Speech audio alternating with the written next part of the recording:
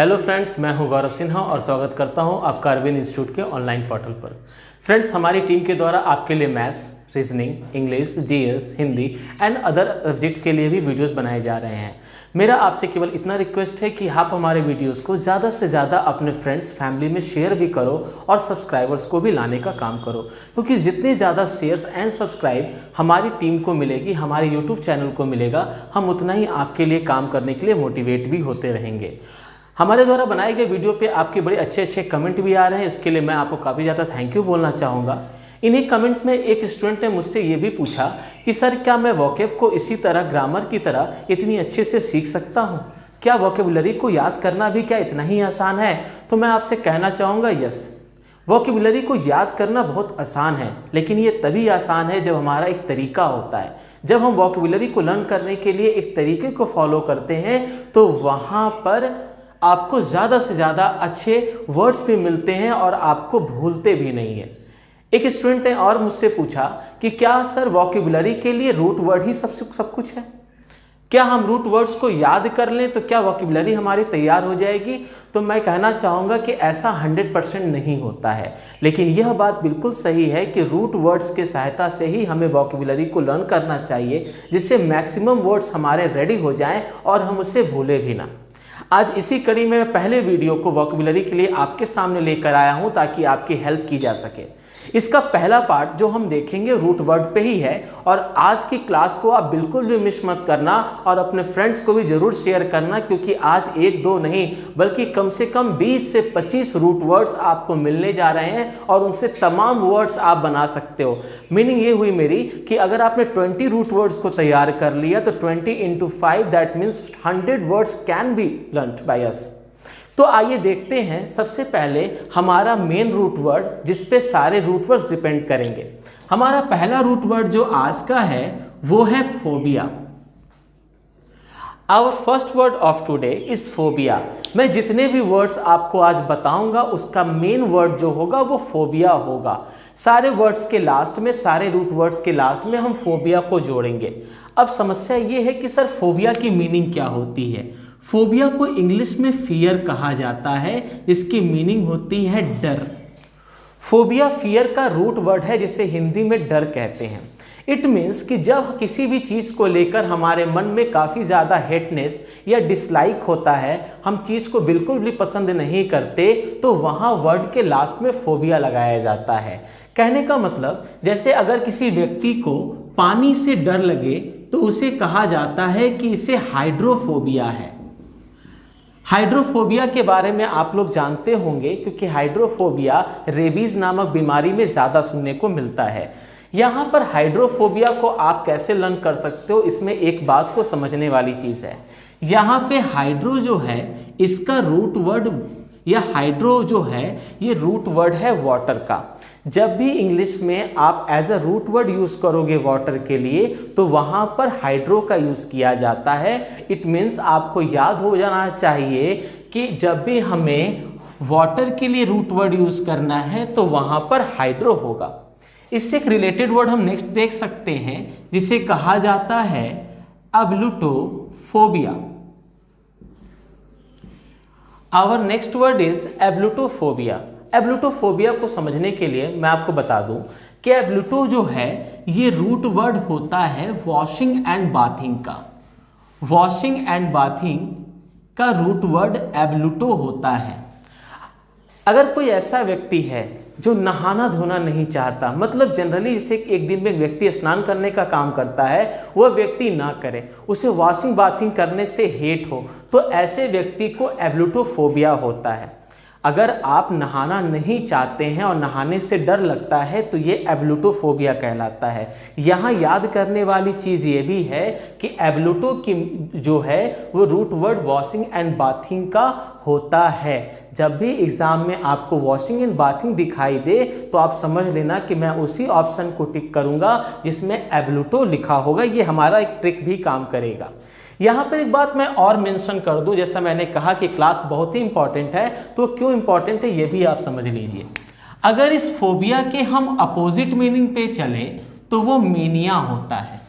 जैसे अगर किसी व्यक्ति को किसी काम को करने के प्रति एक सनक पैदा हो जाए, जैसे दो तरह के व्यक्ति हैं, एक व्यक्ति वह है जो नहाना धोना नहीं चाहता, वॉशिंग एंड बाथिंग नहीं चाहता, लेकिन एक दूसरा व्यक्ति है जिसे ये कार्य करने की कुछ ज्यादा ही ऑब्सेशन है। ऑब्सेशन मीन्स सनक है। तो उस कंडीशन में इस वर्ड को हम दो तरीके से याद कर लेते हैं। वॉशिंग एंड बाथिंग के लिए हमारा रूट वर्ड एब्लूटो है। अगर वहां पर एग्जाम में डिसलाइक लिखा होगा तो आप फोबिया वर्ड का यूज करोगे, क्योंकि फोबिया हेट और डिसलाइक को बताता है। लेकिन अगर वहां पे ऑब्सेशन लिखा होगा, क्वेश्चन में अगर ऑब्सेशन दिया होगा, तो आप वहां पे अब्लूटो के साथ मीनिया जोड़ने का काम करोगे। यहां पर आपके दो वर्ड्स काफी आसानी से तैयार हो गए। जब आपने एब्लूटो में फोबिया ऐड किया तो वो फियर को शो करेगा, और जैसे ही आपने इसमें मीनिया ऐड कर दिया, एब्लूटो मीनिया कर दिया, तो ये उसके प्रति ऑब्सेशन को, सनक को या टू मच लाइकनेस को भी शो करने लगेगा। इसके आगे जब हम चलते हैं तो हमें नेक्स्ट वर्ड मिलता है androphobia. Our next word is androphobia, ANDROPHOBIA, androphobia. Androphobia को याद करने का ट्रिक ये है कि एंड्रोफोबिया में जो एंड्रो है ये रूट वर्ड होता है मैन का।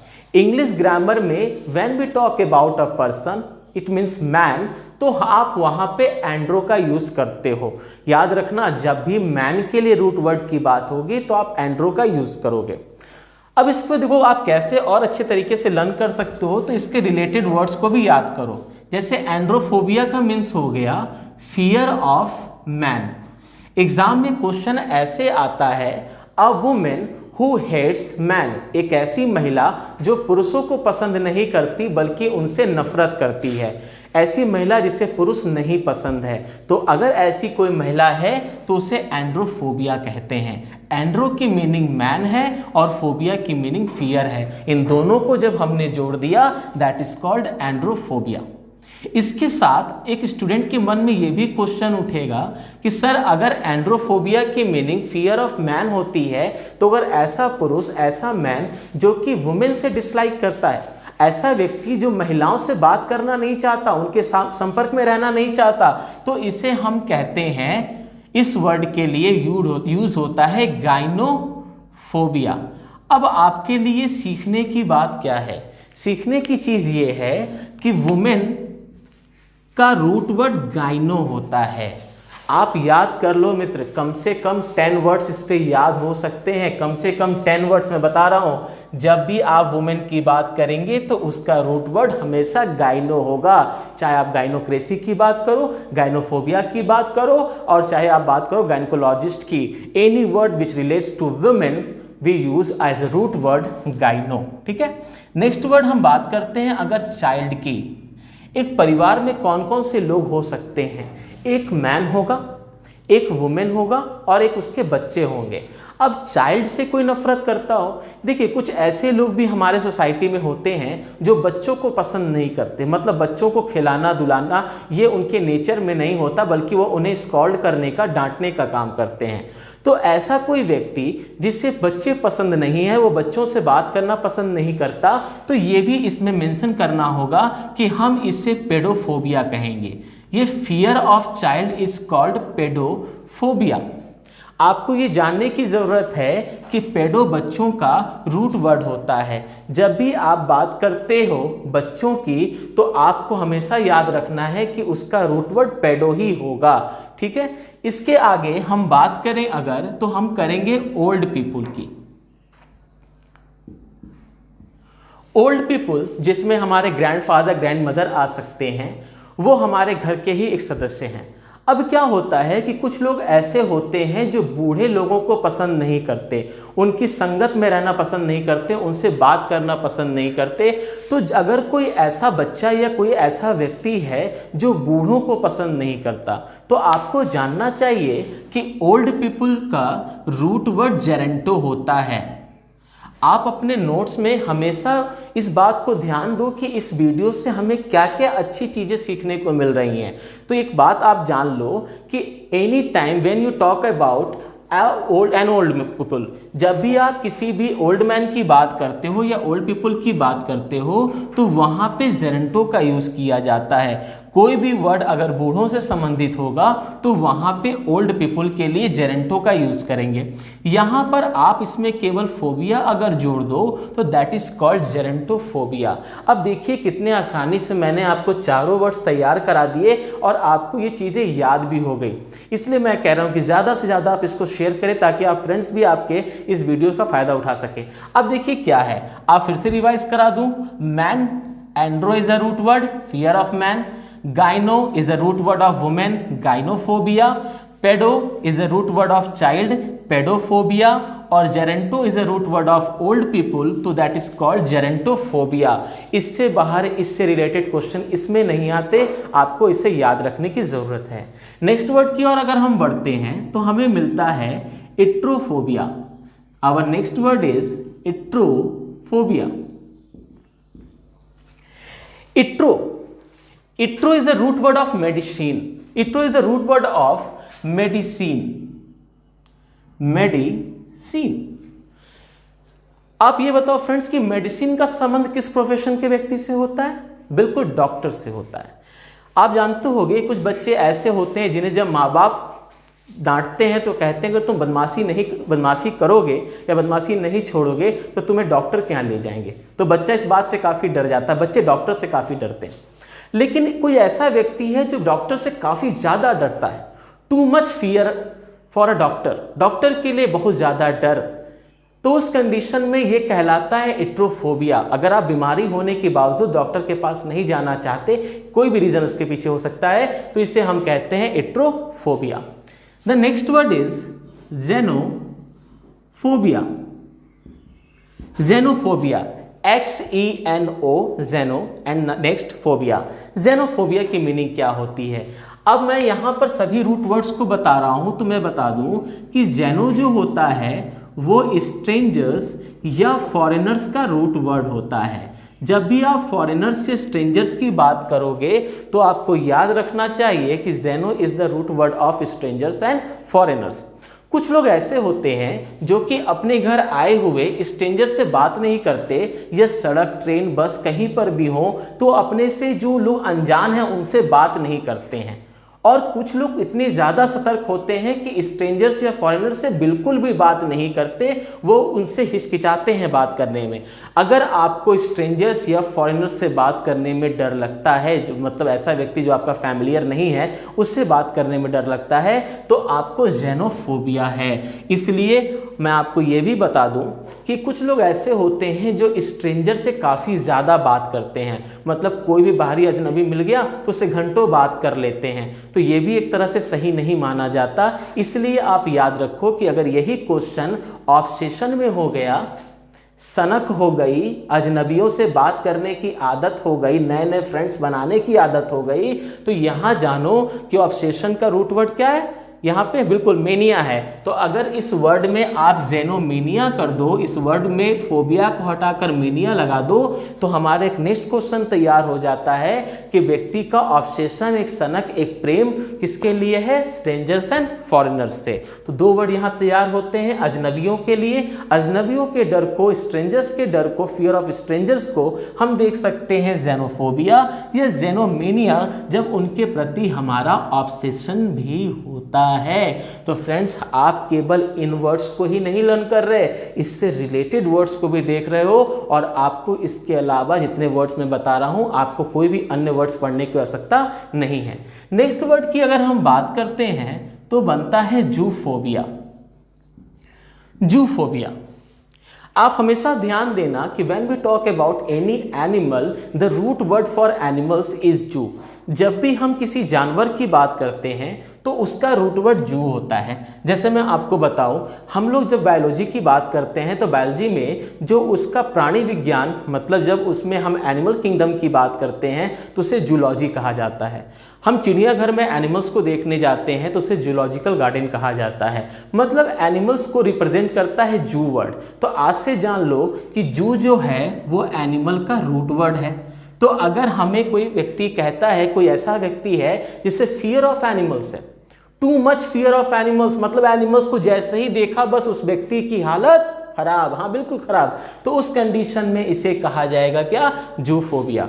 अब एक स्टूडेंट सोचेगा अपने मन में कि सर अगर मुझे एनिमल से डर लगता है तो ये आपने जूफोबिया की बात की है, अगर मुझे बर्ड से डर लगे, मुझे बर्ड से डर लगे तो क्या होगा। तो तुम्हें बिल्कुल समझने की कोई दिक्कत नहीं है।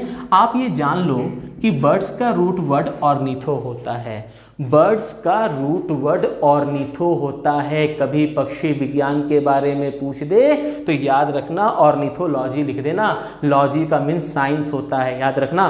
तो आपने क्या किया, ऑर्निथोफोबिया। अगर किसी व्यक्ति को बर्ड से डर लगता है तो दैट इज कॉल्ड ऑर्निथोफोबिया। इसके बाद अगर हम बात करते हैं, अगर बर्ड्स और एनिमल्स के अलावा अगर कुछ लोगों को इंसेक्ट से बहुत डर लगता है। अब जैसे क्या है, आपने देखा होगा अपने घर में ही आसपास में कि अगर किसी घर में एक छोटा सा छिपकली भी अगर आ जाती है तो उस कंडीशन में कुछ लोग काफ़ी ज़्यादा डर जाते हैं, काफ़ी ज़्यादा उनको डर लगने लगता है। मतलब कभी कभी तो वो कमरे में तब तक नहीं आते जब तक वो बाहर ना चला जाए, आपने देखा होगा ऐसा। तो अगर किसी व्यक्ति को बहुत ज़्यादा डर इंसेक्ट से लगता है, छोटे छोटे कीड़े मकोड़ों से अगर उसे डर लगता है, तो आपको इसे जानना चाहिए कि एक वर्ड है एंटोमो। एंटोमोलॉजी कीट विज्ञान को शो करता है और एंटोमो ही कीटों का रूट वर्ड होता है। इसलिए जब भी बात इंसेक्ट्स की होगी तो आप एंटोमो को निग्लेक्ट नहीं करोगे, उसी ऑप्शन को टिक करोगे जिसमें एंटोमो लगा रहेगा।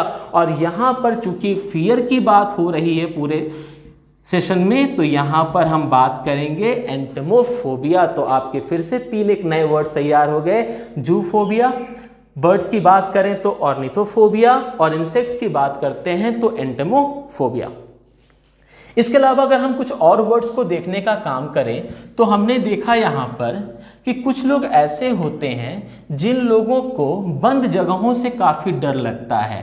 Fear of closed space, fear of closed space. कुछ लोग कभी भी दरवाज़ा बंद करके या बंद जगहों पर रहना पसंद नहीं करते, उन्हें काफ़ी ज़्यादा डर लगता है इन चीज़ों से। डर कई चीज़ों का हो सकता है, तो आपको याद रखना चाहिए क्योंकि एग्ज़ाम में बहुत ज़्यादा पूछा जाता है कि एक वर्ड होता है क्लस्ट्रो।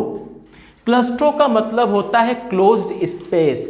तो क्लस्ट्रोफोबिया आपको याद रखना चाहिए कि अगर किसी व्यक्ति को डर है क्लोज्ड स्पेस का तो क्लोज स्पेस के डर को हम कहते हैं क्लस्ट्रोफोबिया। इसके अलावा अगर हम बात करते हैं फियर ऑफ डेड बॉडीज की, फियर ऑफ क्या है, डेड बॉडीज की, तो इसे कहा जाता है necrophobia, that is called necrophobia.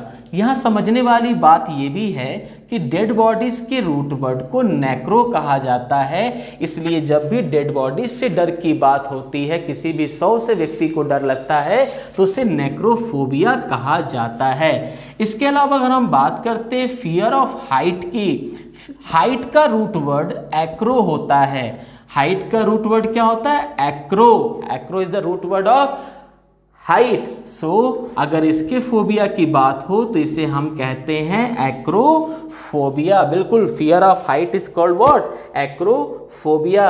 और अगर कभी बात होती है फियर ऑफ अगर हम बात करते हैं फ्लाइंग की, कभी भी किसी व्यक्ति को कहीं उड़ने से डर लगे तो इसे हम कहते हैं एरोफोबिया।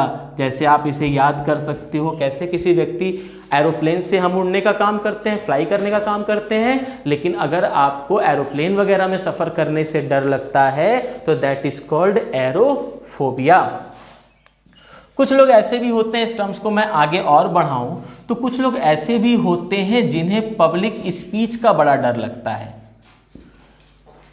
हमें अपना एक रिप्रेजेंटेशन देना है, अपनी बात कहनी है, लेकिन सामने ऑडियंस को देखकर हमारी हालत खराब हो गई। अब हालत इतनी खराब हो गई कि हमने स्टेज पर जाने से ही मना कर दिया कि ये एक्ट या ये परफॉर्मेंस या ये स्पीच मैं नहीं करूंगा, क्योंकि मुझे उस ऑडियंस को फेस करने में दिक्कत हो रही है।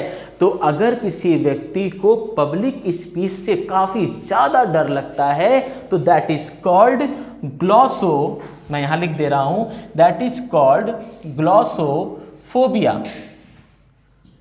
आप इसे याद इस तरीके से कर सकते हो कि ग्लॉस कहीं ना कहीं ग्लॉसरी से रिलेटेड होता है। ग्लॉसरी का मतलब शब्दावली होता है, मतलब शब्दों का संग्रह होता है। तो उसी तरह आपको बहुत सारे शब्द बोलने हैं, बहुत सारी बातें कहनी है, तो कहाँ कहोगे? स्पीच में कहोगे। स्पीच कभी अकेले नहीं, आप पब्लिक के सामने दोगे। लेकिन भैया ग्लॉसरी हमारा निकल नहीं रहा, क्योंकि हमें तो है क्या? ग्लॉसोफोबिया। तो इस कुछ डिफरेंट फोबियाज को और देखा जाए फ्रेंड्स, तो आपको दिखेगा, जैसे आपने बात की पायरोफोबिया की। आजकल एग्जाम में बहुत ज़्यादा पूछा जा रहा है पायरोफोबिया। पायरोफोबिया की हम बात करते हैं, या इसके अलावा आप बात करते हो माइसोफोबिया की। तो ये सारे ऐसे फोबियाज हैं जो आजकल एग्जाम से मेंस लेवल पे भी काफ़ी ज़्यादा पूछे जा रहे हैं। तो आपको ये ध्यान देने की ज़रूरत है फ्रेंड्स कि यहाँ पर पायरो, आप हमेशा रूट वर्ड को पकड़ो। यहाँ पे जो आपको पायरो दिखाई दे रहा है, ये पायरो फायर का रूट वर्ड होता है। इट मीन्स कि जब भी आपको पायरो की बात करनी होगी, जैसे आप देखोगे पायरोथेसिस की बात करोगे, ऐसी चीज़ों देखोगे, तो वो आतिशबाजी को या कहीं ना कहीं पे फायर को ही शो करता है, फायर वर्क्स को शो करता है। तो अगर किसी व्यक्ति को फायर से डर लगता है तो वहाँ पर हम उसे कहते हैं पायरोफोबिया, जिसे कहा जाता है फियर ऑफ फायर। हाँ, अगर किसी व्यक्ति को आग जलने से काफ़ी डर लगता हो तो it is called what? Pyrophobia. The next word mysophobia. तो myso is the root word of germs. बिल्कुल, जो जर्म्स होते हैं, जो आप कह सकते हो कीटाणु होते हैं, तो ये चीज़ों से अगर किसी व्यक्ति को काफ़ी डर लगता हो, मतलब कहने का कि वो व्यक्ति हमेशा ये चीज़ सोचता रहता हो कि कहीं मेरे ऊपर जर्म्स तो नहीं आ गए, कहीं मेरी बॉडी पे जर्म्स तो नहीं है। तो इस चीज़ का अगर डर है उसको कि कहीं मैं कहीं अशुद्ध तो नहीं रूप से दिखाई दे रहा हूँ, तो ये कहलाता है माइसोफोबिया। इसके अलावा अगर हम बात करते हैं तो हमें नेक्स्ट वर्ड दिखाई देता है सोमनीफोबिया। आप मेरी बात हमेशा ध्यान रखना कि somni is a root word of sleepness. बिल्कुल, नींद के रूट वर्ड को सोमनी कहा जाता है। If we talk about somnambulist, if you talk about somniloquist, if you talk about somniphobia, जितने भी वर्ड सोमनी से रिलेटेड होंगे वो हमेशा स्लीपनेस को बताएंगे। क्वेश्चन में कभी स्लीपनेस दिखाई दे तो सोमनिया वाले ऑप्शन को टिक करना, कभी गलत नहीं होगा। तो अगर आपको सोने से डर लगता है तो इसे कहते हैं fear of sleepiness. That is called what? Fear of sleepiness. यहाँ पे मैं बता दूं कि यहाँ पे भी आप ऐसे लिख सकते हो कि fear of germs, fear of germs. ठीक है फ्रेंड्स। इसके अलावा अगर बात किया जाए हमारे नेक्स्ट वर्ड को, तो वो होता है केकोफोबिया। यहाँ पर एक बड़ी अच्छी बात आपको जानने के लिए है कि यहाँ पर हम बात करेंगे हैंड राइटिंग की। कुछ लोगों की हैंड राइटिंग ज़रूरत से ज़्यादा खराब होती है, इतनी खराब होती है कि उस हैंड राइटिंग को पसंद नहीं किया जाता और व्यक्ति बुरे हैंड राइटिंग को देखते के साथ ही उसे नेग्लेक्ट कर देता है। मतलब मेरे दिमाग में छवि बनी है कि मैं उसी कॉपी को देखूंगा जो कॉपी मुझे अच्छी हैंड राइटिंग में दिखाई देगी, और बैड हैंड राइटिंग का कंटेंट कितना भी अच्छा हो, I will not like it, मैं उसे पसंद नहीं करूँगा। तो आप जानो कि caco is the root word of bad hand writing. जब भी आपको हैंड राइटिंग की बात करनी हो और वो हैंड राइटिंग बुरी हो, तो आप हमेशा कैको की बात रखना। एग्जाम में क्वेश्चन आता है व्हाट इज कैकोग्राफी, तो कैकोग्राफी में भी आप बैड हैंड राइटिंग की बात करते हो। और अगर कैकोफोबिया किसी व्यक्ति को होता है तो वो भी कहलाता है fear of bad hand writing. अब आपके मन में क्वेश्चन आएगा कि सर अगर कैको का मतलब बैड हैंड राइटिंग होती है, तो अगर गुड हैंड राइटिंग हो, इतनी सुंदर हैंड राइटिंग हो, जैसे लगा हो कि व्यक्ति ने उसे सजाकर लिखा है, केवल लिखा नहीं है, उसे अच्छे से अच्छा लिखा है, तो मैं बता दूं कि बैड हैंड राइटिंग को जैसे बैड राइटिंग को जैसे आप कैको कहते हो, उसी तरह calli is the root word of good hand writing. जब भी कोई व्यक्ति बहुत सुंदर लिखता है तो that is called calligraphy. Calli and caco are the opposite words, कह सकते हैं antonyms. Caco denotes bad hand writing and calyx denotes good handwriting. तो these are the words which relates to phobia.